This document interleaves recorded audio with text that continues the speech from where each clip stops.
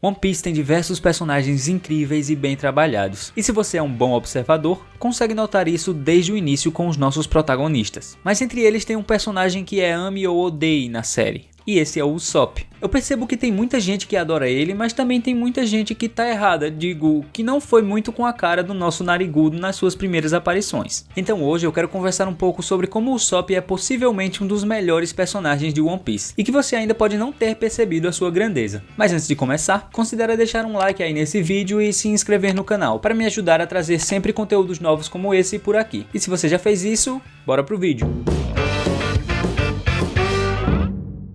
Usopp é o quarto membro do bando dos Chapéus de Palha, e é responsável por ganhar o primeiro navio da equipe. Sua primeira aparição foi no arco da Vila Syrup, onde ele comandava uma trupe de crianças que chamava de Piratas do Usopp. O próprio design desse personagem já traz à tona uma das suas principais características. O seu narigão é uma clara referência ao Pinóquio, e demonstra que ele é um mentiroso de carteirinha. Suas outras principais características que são gritantes são o fato de ele ser um exímio atirador e também um grande medroso. O fator da mentira é algo que dita muito sobre esse personagem, principalmente no seu arco de estreia. De cara a gente já vê que ele vive na janela da mansão da jovem Kaia, contando várias histórias sobre suas aventuras, que até ali nunca tinham acontecido. Tudo isso como uma forma de entreter a garota, que era muito sozinha e vivia doente. Por mais que mentir seja algo errado, nesse aspecto a gente já consegue ver que o Usopp não é o tipo de mentiroso que a gente vai detestar, subvertendo um pouco essa noção do uso da mentira. Ele não está usando suas mentiras para algo ruim, mas sim para servir de consolo para a menina que tinha sua vida tão monótona. O outro uso que ele faz da mentira nesse arco é que todos os dias de manhã ele saía gritando na vila que os piratas haviam desembarcado, o que logicamente era mentira e os moradores ficavam pistola com ele. E quando eu falei isso, você provavelmente deve ter associado com aquela fábula do menino e o lobo, que o menino sempre dava risadas ao mentir que um lobo estava chegando perto do rebanho de ovelhas,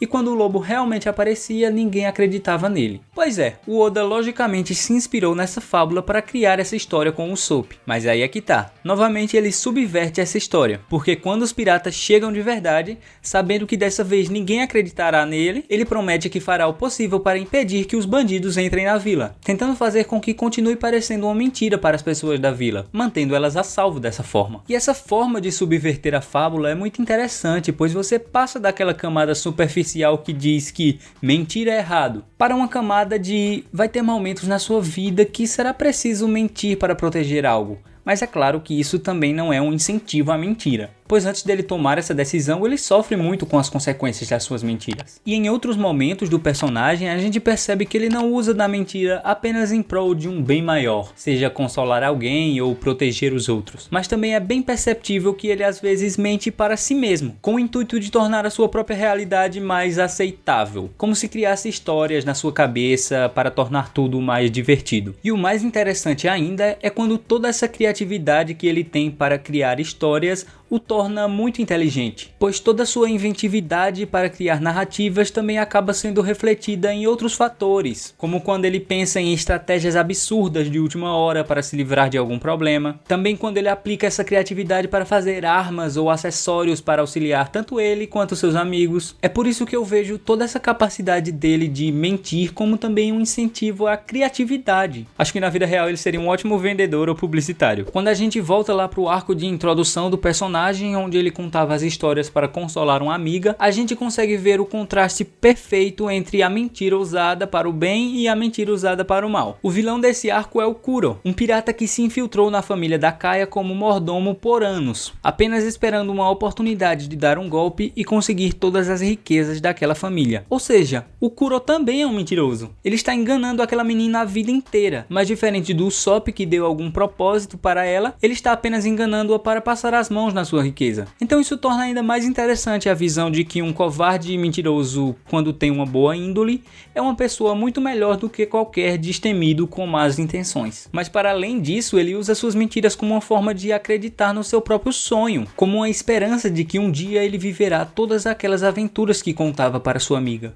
Para mim ele é um dos personagens mais bem construídos, justamente usando essa relação entre os medos e os sonhos. O medo dele também é uma característica muito gritante, e é justamente essa característica que faz com que as pessoas muitas vezes o odeiem. Eu noto que geralmente muita gente tem aversão a esses personagens medrosos. Eles são taxados de irritantes e tudo mais. Mas eu duvido que no lugar deles, muita gente também não ficaria chorando e gritando apavorado. E aí é que tá. Esses personagens considerados irritantes são assim de propósito, para demonstrar uma humanidade. E se tem uma característica que o Usopp tem, é essa da humanidade. Pensa comigo, dentro do seu próprio navio ele é um dos poucos que não tem uma habilidade monstruosa ou que comeu alguma fruta que o torna super poderoso. Ele depende apenas da sua sorte, criatividade e coragem. Aí você deve pensar, como assim coragem? Mas ele não é um medroso? E eu digo que justamente por ele ser um medroso é o que o torna mais corajoso. O corajoso não é aquele que enfrenta algo que sabe que vai vencer, mas sim o que tem medo e enfrenta mesmo assim. O Usopp é um grande exemplo disso. Ele tem coragem de enfrentar os medos que o atormentam constantemente. Fora que existe uma diferença entre coragem e a burrice. A pessoa precisa saber quais os seus limites para não acabar se ferrando por uma idiotice. E mesmo que o Usopp aparente ser um covarde, ele nunca volta atrás quando se trata de ajudar quem ele gosta.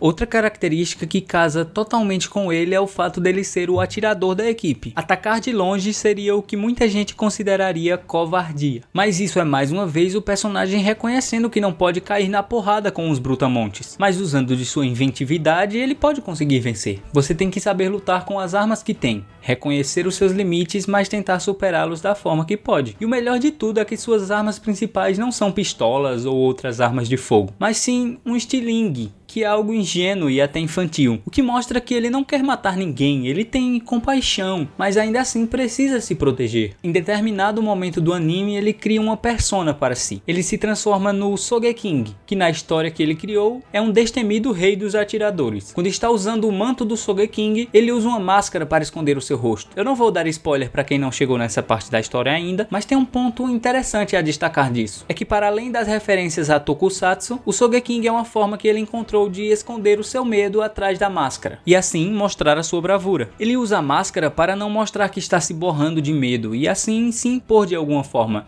Isso pra mim é fantástico.